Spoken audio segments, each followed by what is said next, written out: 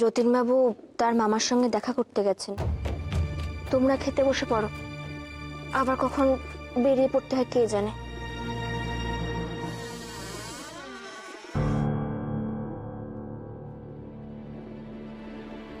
যতীনদা, ললিতবাবুর সাথে দেখা হলো? শামসুল আলম কোনো খবর পেলেন? কলকাতায় শামসুল আলম এক ভয়ানক পরিবেশ তৈরি করে রেখেছে। শামসুল একজন স্বদেশীকে এখানে আটকে রেখেছিল, খুব মেরেছে, অমানবিক অত্যাচার করেছে, কিন্তু শত চেষ্টা করেও একজন স্বদেশীরও নাম বার করতে পারেনি। তারপর তারপর কি হলো? ওকে কি ছেড়ে দেওয়া হয়েছে? ও কেমন আছে? এ কেমন প্রশ্ন করলে তুমি অনুদিদি? ছাড়া কি পায়? ছাড়া যদি পেত তাহলে তো ইংরেজরা আর ওই শামসুল মুকুন্দের মতো ইংরেজদের চাকররাও মানুষই হয়ে যেত। নরকের কীট ওরা, মিথ্যে মামলায় ফাঁসিয়েছে ওকে। মামা বলছিল ওই মামলারই আজ শুনানি আছে কোর্টে। তাহলে তাহলে আজকেই তো সেই দিন। আজকেই শামসুল আলমকে শেষ করে দিতে হবে। যতীনবাবু, আপনি তো কলকাতার পথ ঘাটছিলেন, চৌরঙ্গিটা কোন দিকে ওটা দেখিয়ে দিন না। বলে দিচ্ছি, এদিকে এসো, ভালো করে দেখবে।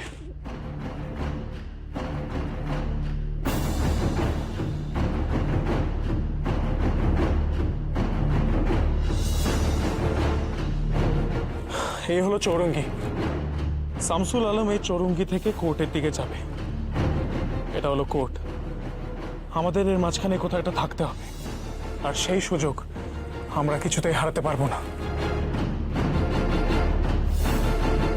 তোমাদের এই পুরো ব্যাপারটা মাথায় রাখতে হবে।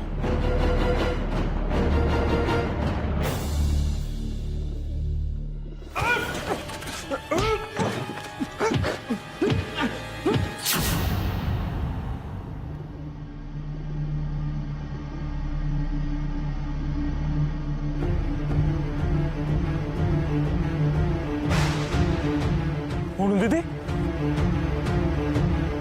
অনুদিদি, এ কি করছো তুমি? শামসুল আলমকে আমি মারবো। অনুদিদি, না না বীরে, তোমরা আমাকে এই নিয়ে আর কোনো কথা বলবে না। ওরা অনন্তদার উপর যে অত্যাচার করেছে তার প্রতিশোধ আমি নেব। অনু,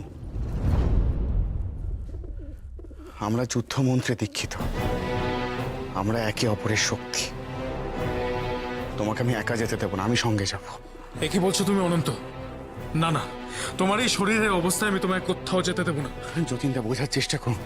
আপনি কলকাতার পথ ঘাটছিলেন, আপনি যদি আমাদেরকে একবার বুঝিয়ে দেন তাহলে। আচ্ছা, তাহলে তোমরা দুজনে একসাথে যাবে তার মানে? না না, সে কি করে হয়? তোমরা দুজনে একসাথে গেলে আমরা এখানে কিছুতেই নিশ্চিন্তে থাকতে পারবো না। যতীনদা, যতীনদা, আমরা সবাই যাব।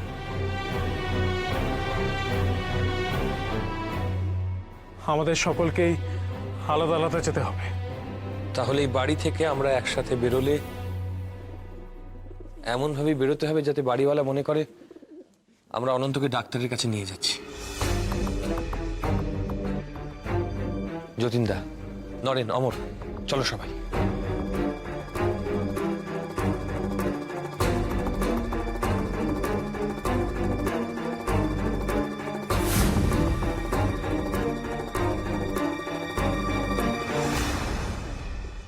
এরম ভাবে সামনে খাবার ফেলে যাচ্ছি মা অন্নপূর্ণা।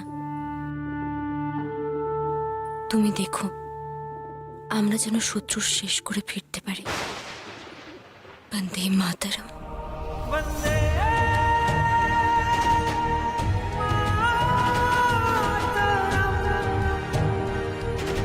বন্দে মাতরম, বন্দে মাতরম।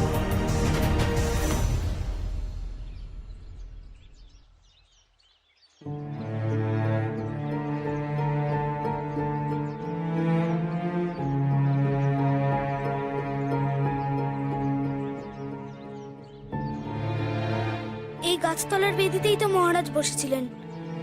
কোথায় গেলেন? আমায় যে বললেন পরে সব বলবেন। শুনুন না, হ্যাঁ, এখানে একজন সাধু মহারাজ বসেন না, ওনাকে দেখেছেন? দেখেছি তো, ওনাকে তো সবাই দেখেছি। না না, মানে উনি কোথায় আছেন বলতে পারবেন? সাধু মানুষ আশ্রম বা ভক্তের বাড়িতে স্থান পেয়েছে হয়তো। কোন বাড়িতে আছেন বলতে পারবেন? সেটা তো জানি না, তুমি তো খুব ছোট মানুষ। সাধু মহারাজের কাছে তুমি কি করবে? আমার ওনার সাথে খুব দরকার আছে। আপনি যদি জানতে পারেন আমাকে একটু বলবেন। আচ্ছা ঠিক আছে।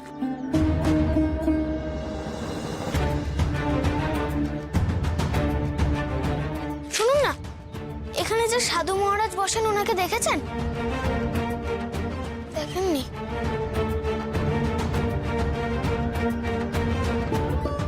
আমার যে জানা হলো না ধর্ম কি, জানতেই হবে আমায়।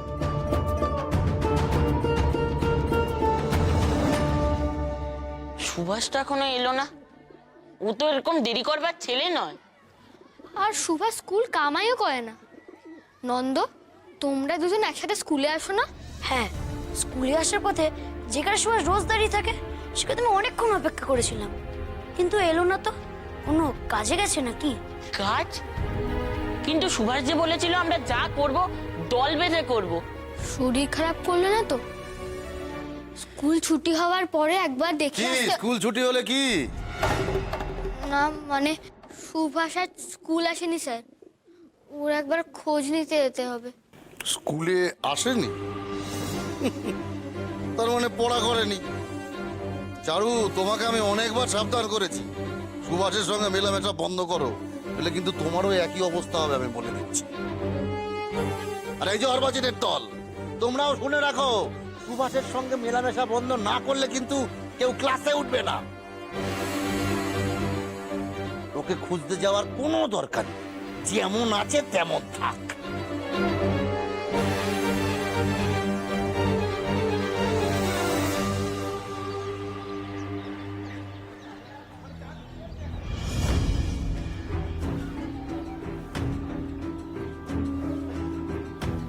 ব্যাস ব্যাস ব্যাস, এখানেই দাঁড়াও। অনুদিদি, ভালো করে বুঝে নাও, কলকাতার পশ্চিমে হচ্ছে গঙ্গা, সেদিক থেকে পালানো সবচেয়ে সুবিধা হবে। গুলি চালানোর পরেই পুলিশের ঘোর কাটার আগে আমাদেরকে গা ঢাকা দিতে হবে। শামসুল মনে হয় না এখানে ছদ্মবেশে আসবে। আমি ওকে ঠিক চিনতে পারবো। অনু, তুই পারবে তো এটা? কাজটা কিন্তু বড্ড ঝুঁকির। আগে শামসুলকে মারবো, তারপর নিজেকে গুলি করব। তবু প্রাণ থাকতে ধরা দেব না। যতীন বাবু, কোন বাড়িটা? মামা তো এই বাড়িটার কথাই বলেছিলেন।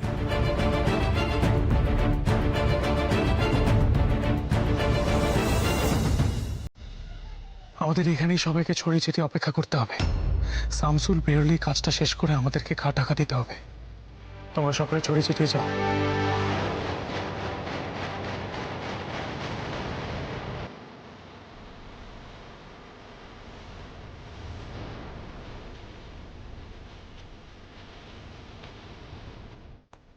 আচ্ছা যতীনবাবু, অন্য বাড়ির সামনে পুলিশ দাঁড়িয়ে আছে কেন?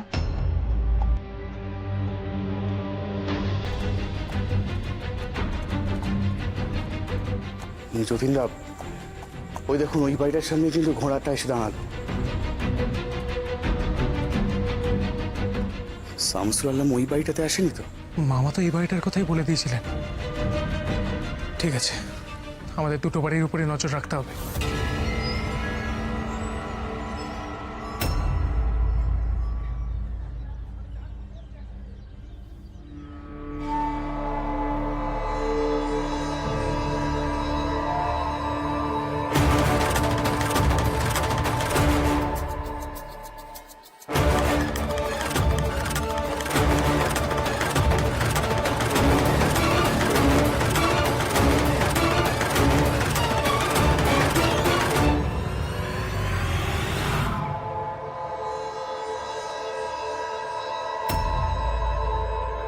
শেষবারের মতন বলছি, মুখ খোলো, না হলে কিন্তু দ্বীপান্তরে পাঠিয়ে দেবো।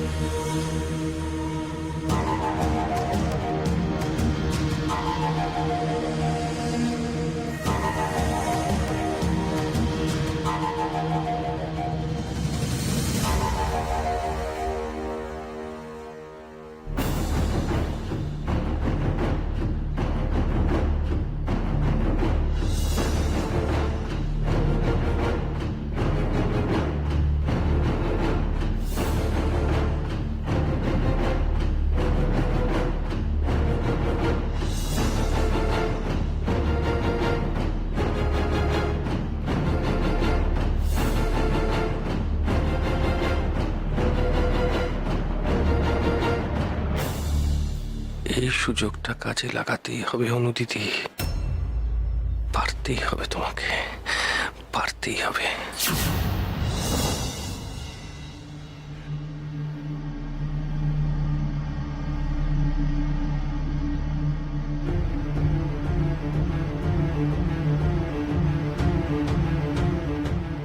সামনে সাধারণ মানুষ চলে আসছে, কি করে মারবে?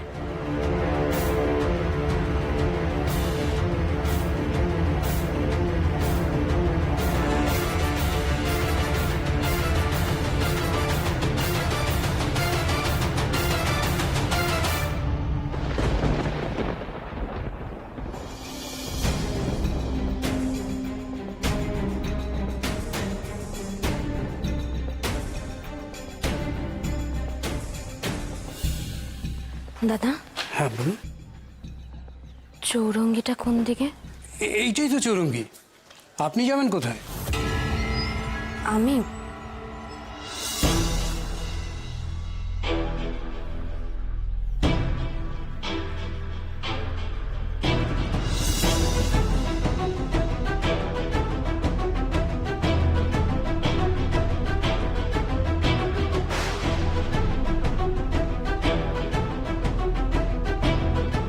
এতগুলো পুলিশ এখন যেন ভুলটা না করে অনুদিদি।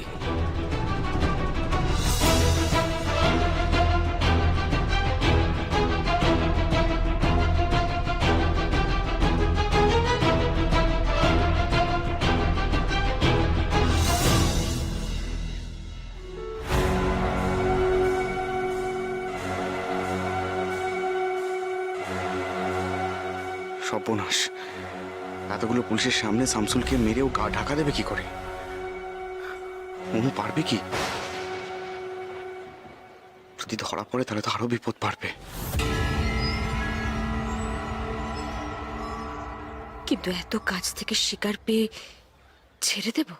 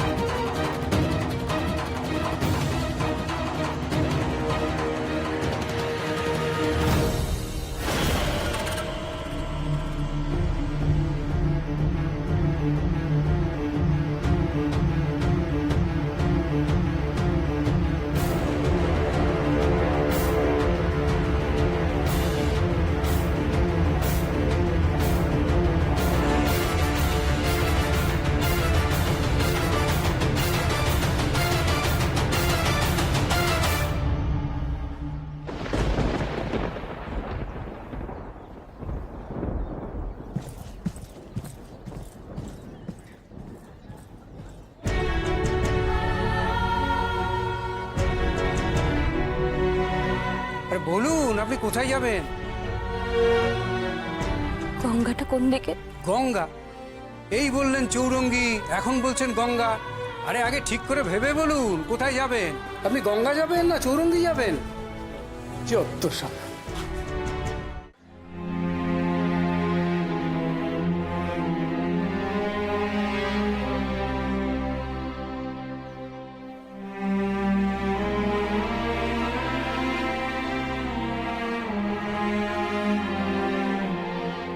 অনুদিদি, পারলাম না,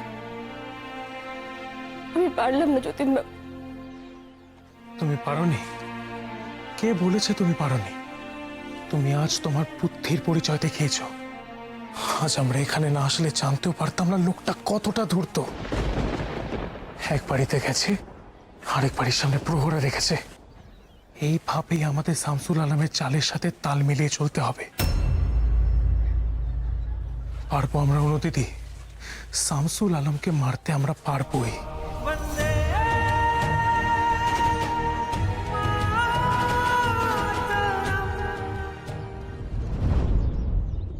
কি তুমি এখানে কেন খাবার বাড়ছো?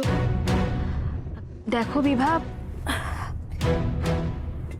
আমি আর তোমাদের সকলের সঙ্গে বসে একসাথে খাবো না।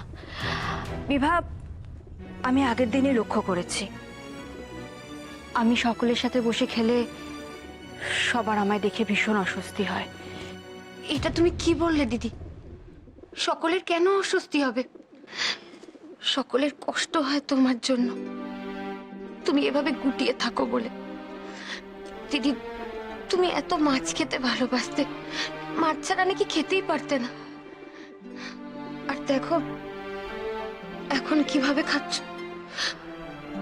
বাবা মশাই সে কথা ভেবে কষ্টে এখন মাছ মুখে দিতে পারেন না। সেটা অস্বস্তি নয়। তুমি যদি আমাদের সকলের সঙ্গে বসে পেট ভরে খাও, তুমি দেখো, আমার কথা শোনো, একটা সময়ের পর এটা স্বাভাবিক হয়ে যাবে। কি হয় দিদি, একসাথে বসে খেলে কি হবে?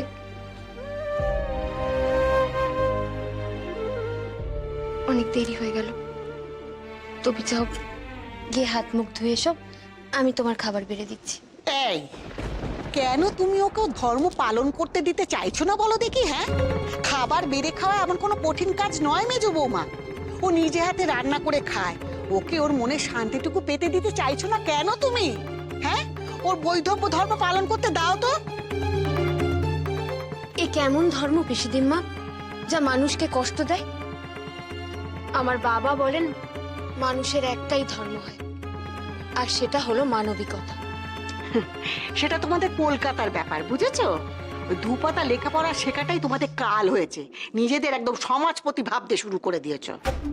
শোন প্রমীলা, তুই তোর মনের ইচ্ছের বিরুদ্ধে কোনো কাজ করবি না, এ আমি বলে দিলাম। আর মেজো বৌমা, তুমি এখন এখান থেকে যাও, গিয়ে নিজের কাজ করো। আমি আর এই নিয়ে কোনো গোল যেন শুনি না। বিভা, তুমি ঘরে যাও ভাই, আমি ঠিক খেয়ে নেব।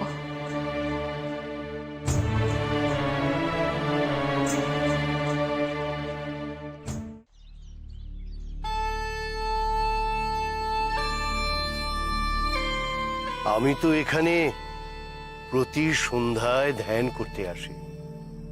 এ তো সেই জায়গা যেখানে শান্তি, শুধুই শান্তি। আচ্ছা, ওই সাধু বাবাকে জিজ্ঞাসা করলে হয় না? আমি তো আবার শ্মশানেই যাব, সেটা তো শান্তির জায়গা, সেখানে আমায় কেউ বলে দেবে না ধর্ম কি? সুভাষ, সুভাষ, তুমি আজ স্কুলে আসোনি কেন? আমরা তো তোমার বাড়িতেই যাচ্ছিলাম তোমার খোঁজ নিতে। তা তুমি এখন কোথায় যাচ্ছ? কি হয়েছে সুভাষ, বলো আমাদের। তুমি তো বলেছিলে এবার থেকে আমরা সব কাজ একসাথে মিলে করব। এই কাজ কি সকলে মিলে করা যায়? আমার মাথায় একটা প্রশ্ন জেগেছে, আমি এই প্রশ্নের উত্তর খুঁজে বেড়াচ্ছি। ধর্ম কি? কি শুনলে গো? আরে শুনবো কি, নিজের চোখে দেখেছি। কি দেখেছো? সামনে একজন সাধু বাবা এসেছেন, বুঝলে, আর তিনি নাকি হাওয়ার উপরে বসে আছেন।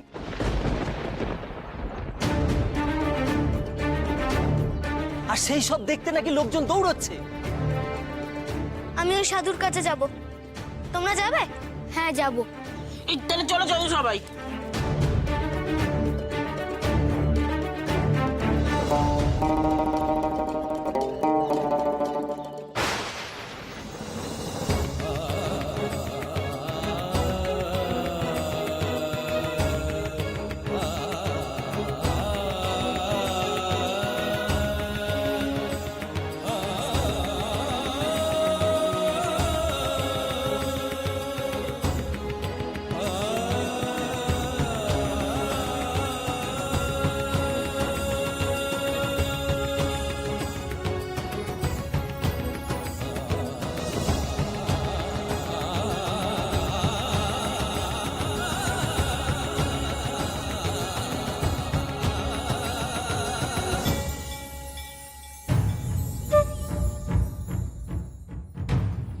ইনি তার মানে আসল সাধু, না হলে এরকম করতে পারে না। ইনি আমাকে বলতে পারবেন ধর্ম মানে কি। ইনার তো আশ্চর্য ক্ষমতা, ইনি বুঝি খুব জ্ঞানী।